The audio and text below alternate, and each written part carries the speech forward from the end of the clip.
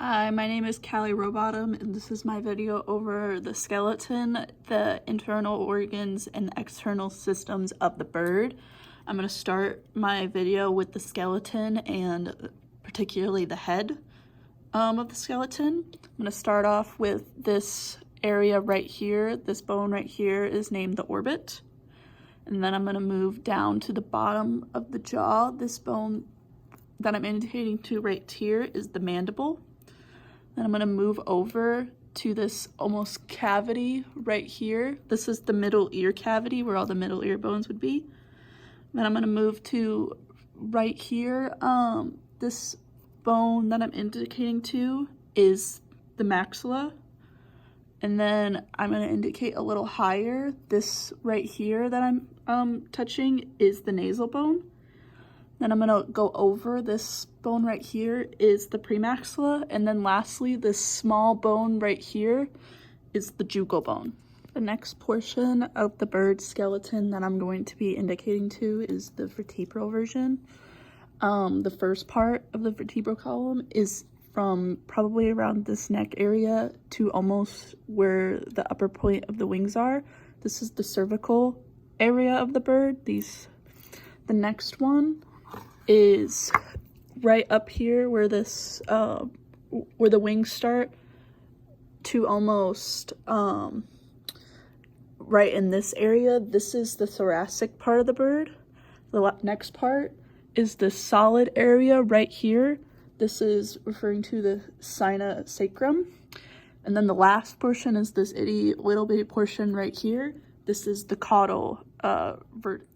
For this next portion, I'm going to be doing the upper body. I'm going to start with this little bone right here. Sorry, my finger's in the way. This bone, this is the scapula. Next to it, this larger bone is the humerus.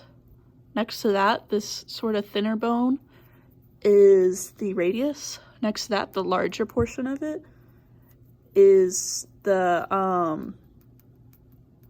ulna. And then up to here, these bones right here, kind of 1, 2, and then 3. These are the metacarpals.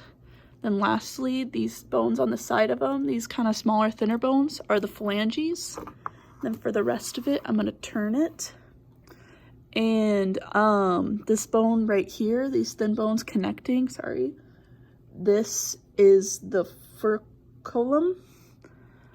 These bones right here, this one, and then behind it almost, this bone is the coracoid. And then lastly, this big, larger bone is the keel. I'm going to end the bird skeleton with the lower body, plus the ribs. I had forgotten to put it in the upper body. I will motion to it. But I'm going to start right here, this big part of the bone. This is the ilium. And then a little lower on seemingly the same bone, this is the ischium. Then I'm going to turn the bird and motion to this little bone right here. This is the pubis bone. Then up higher, this thicker bone, this is the femur. And then this longer but seemingly thinner bone, this larger portion of it is the tibiotarsus. I kind of have to motion. It's a little difficult to see on it, but there's a thin piece of bone right here. This is the fibula. Then a little lower, this thinner bone, I apologize again for pronunciation, but this is the tarosometatarsus. Then under the bird, towards his feet, these are the phalanges. And I missed this, but this right here, this is patella. And then lastly, the section of bones right here is the ribs. Again, I apologize for missing it in the upper body. Hello, I'm back with the bird, and I'm moving on to the external anatomy of the bird. You can see it's already cut open, showing the internal, but I couldn't find a bird in the lab that wasn't already cut open. So to start with the external anatomy, following the checklist, right here is the neck of the bird. Then it's going to move on to the forelimb, which is this wing region right there. It's kind of tough, so it's not letting me open it. But in this region, the humerus, the ulna, the radius, and the metacarpals are in it. You can't really see it due to all the feathering of the bird, but I went over it in the skin, but I think you would like me to just mention it. And then down here is the hind limb of the bird. This contains the femur, the tibiotarsus, the fibula, and the tarometatarsus, plus the digits down here. Again, we went over this in the skeletal system, but I'm just mentioning it just so you get a better idea of like where these bones are actually at when the bird is not just a skeleton. From this, we can see the bird's eyes. It's important to know that the bird has an upper eyelid and a lower eyelid. There's actually an extra eyelid. It's called a nictitating membrane. It's an extra eyelid that's at the inner side of the eye and sweeps horizontally across the cornea. I think it's a protective eyelid and it keeps it moist, the eyelid moist. Then we have the beak. This is the pretty much the mouth of the bird. And then we have the external nares, or better known as a nostril. It's these holes right here. It's on the other side of the bird. I could try to lift it up with my one hand. It's right here. It's the nostrils of the bird. And then we have the external auditory opening. It's kind of difficult to see, but it's this hole right here that I'm poking with my pointer. And then lastly, we have the cloacal opening. Ours is kind of destroyed due to dissection, but it's this, there would be a hole right here that would be the cloacal opening. It's kind of difficult to see, but I think I'm pulling it up. Yep, that's the cloacal opening. Hello, I'm gonna move on to the body cavities and membranes next. I'd also like to point out that this is not actually the bird that I had dissected. I'm not really sure which bird is what. I don't remember cutting the organs out of the body, so but I just took this one anyway because I had already taken them out of the bag and it just seemed like the right thing to do. But back to the body cavities and membranes, the top part of the cavity up here, this big part is the pericardial cavity, and it's pretty much the cavity around the heart. It's separated from the pleural peritoneal cavity, which is down here. This is the area that it pretty much houses the intestines, and that's separated by a transverse septum. I don't believe I could see the transverse septum in this bird, but to move on, the ribs are also in this area. They're covered by all this muscle. Now I'll move on to membranes. There's 3 major types of membranes that the checklist talks about. The first one is the peritoneal peritoneum. This is gonna cover the cavity walls in the membrane, so you can kind of see back in here. It would be covering this back part. If we were able to separate the muscle, it would be covering this between the muscle and the skin. The visceral peritoneum is the next type of membrane. It would be covering these organs right here. And last is a mesentery. The job of the mesentery is to attach the organ systems to the back wall of the bird. I'm going to move on to the oral cavity area. And pretty much this is going to do with the mouth down to the esophagus. We were supposed to break open the beak, but I don't think that we were able to do it because it was so stiff, but I'm gonna explain the regions. Well, this is obviously the mouth or the beak, and within the mouth you have the lower mandible and the upper maxilla. Within there, there's also a tongue, and also within that there's a glottis. I'm gonna move to the sheet to kind of point out what it is. It's this area right here, and then from the glottis it'll split into the pharynx, and from the pharynx it'll go to the esophagus, which is right down here in this area. From the esophagus slash like the oral cavity area, I'm gonna go from the esophagus downward into the other digestive parts. We're gonna start right here, this kind of like hole area where this pin's indicating. This is the crop. The crop is kind of like a food storage area. From then that, we're gonna move on to the stomach. This is what this pin right here is indicating to. The stomach is broken up into 2 parts. The first part is the proventriculus, which is the top area of the stomach, and then the second part is the gizzard. From that, we're gonna move into the small intestine. It connects to the stomach. You can't really see it. I'll try to push it. It connects to the stomach right here. This is the small intestine. from the small intestine, we're gonna go to the large intestine. It's kind of the bottom part of the intestines. Can you see it through this pin right here? This will be the large intestine area, and that will lead, we cut it off because we took this part out of the bird, to the cloaca, which would be leading out of the bird, and that's this pin. I'm gonna move on to the accessory digestive organs, and I'm gonna add the spleen into this, even though on the checklist it's categorized as lymphatic. First thing I'm gonna indicate to is the liver. It's this section right here. I'm gonna move on to the pancreas, this kind of thicker section in between the intestines right here. And then lastly, I'm gonna go to the spleen, which I believe to be back here, kind of by the stomach, the upper portion between the gizzard and the proventricularis, right here. I'm gonna move on to the respiratory portion of the heart. There's three things I need to indicate off the checklist. I'm gonna start with the trachea. It's this tube right here. You can tell it's a trachea by the ridges on it. And then it moves on to the syrinx. It's right here. You can kind of see the two branches that'll indicate where it's at. This would lead, this will bifurcate into the primary brachii, and that's kind of near the top region of the heart. But I think due to the fact that we've taken the heart and the intestines out of the bird, it kind of got destroyed, so I cannot indicate it, but it would be right near this region of the heart.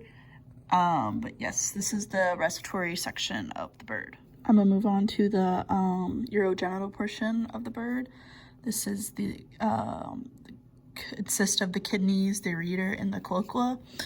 The kidneys are right here. These are these dark portioned organs of the bird. They connect through the ureter, which I believe is this dark colored, almost vein looking section of the bird. This vein will join with this tube will join with the large intestine, move out of the cloaca, which is this portion of the bird right here. I'm then gonna move to the reproductive portion of the bird. As you can see, we have a male with the two paired testes right here. These testes will then connect to the vas deferens to move the sperm out of the bird. I believe it's this almost ribbed looking tube right here that I have the pin in. And this pin will, this tube, the vas deferens, will then connect to the cloaca, which will move out of the bird. And birds do not have penises. Some do, but not this one. And I think that the checklist says only ducks do, and they will perform a cloacal kiss with the female bird when mating to impregnate the bird through the cloacal section of the bird right here. The last section of the bird that I'm gonna go through is the cardiovascular section. I removed the heart because it was very difficult to see the pulmonary arteries and pulmonary veins within the bird, especially since I'm attempting to do this one-handed. I will try to show the cavities of the birds to point out where these arteries and veins are, but I'm going to start with just the heart itself. The heart itself is a four-chambered heart. It consists of a peritoneal pericardium, which I removed. It's also referred to the pericardial sac. It's like an outer layer of the blood. I removed it because it was filled with fluid, and it kind of made the heart difficult to look at itself. Well, the fluid being blood. But the next is the visceral pericardium. It's the it's pretty much the outer layer of the heart. It's attached to the heart surface right now. This heart muscle itself can be called the myocardium. It consists of atria, ventricles, and the septa. The atria is the upper portion of the heart. There's the right and the left atrium. This would be the right atrium. This section right here would be the left. I'm going to attempt to cut the heart in half. If I was successful and I can see the sections of the heart, I will make a video of it. If I was not, I will leave it out of the video. But the upper portions would be the right and the left atrium. The lower portions would be the right and the left ventricles. With that, there are veins and arteries that will lead blood into the heart and out to either the lungs to get oxygenated, or to the body cavities, or the body to get oxygenated blood there, and then back to the heart. The top portion of the heart right here, these two pink areas, is the aorta. This pink area right here, this is what I believe to be where the pulmonary veins would connect to bring blood into the left atrium, and the aorta would be bringing blood to the body. This blue section right here, this is what I believe to be the pulmonary artery that would bring blood to the lungs of the bird.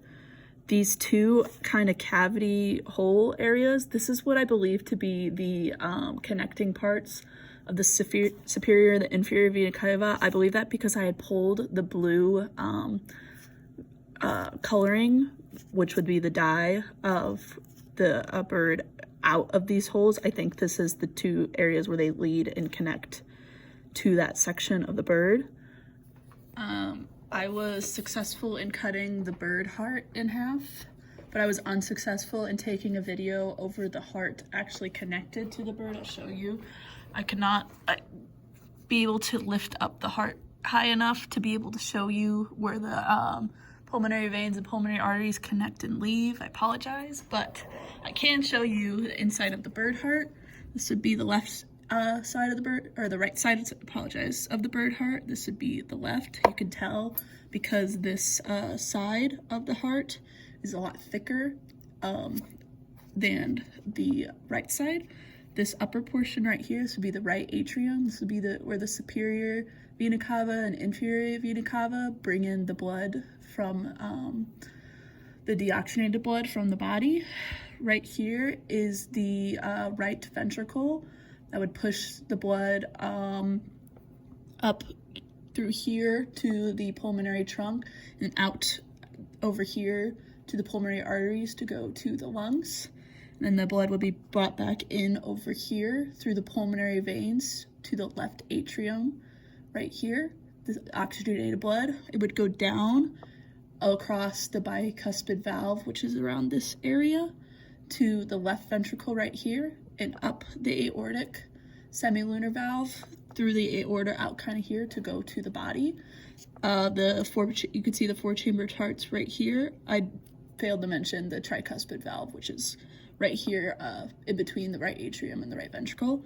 But the 4-chambered heart is separated through the tricuspid valve, the bicuspid valve, and the septa, which is this thick portion right here, and it is responsible for bringing the deoxygenated blood from the body through the heart to go to the lungs, then back into the body to the heart, from the lungs to be the oxygenated blood from the lungs back into the heart to be pumped, and then out to the body through the aorta.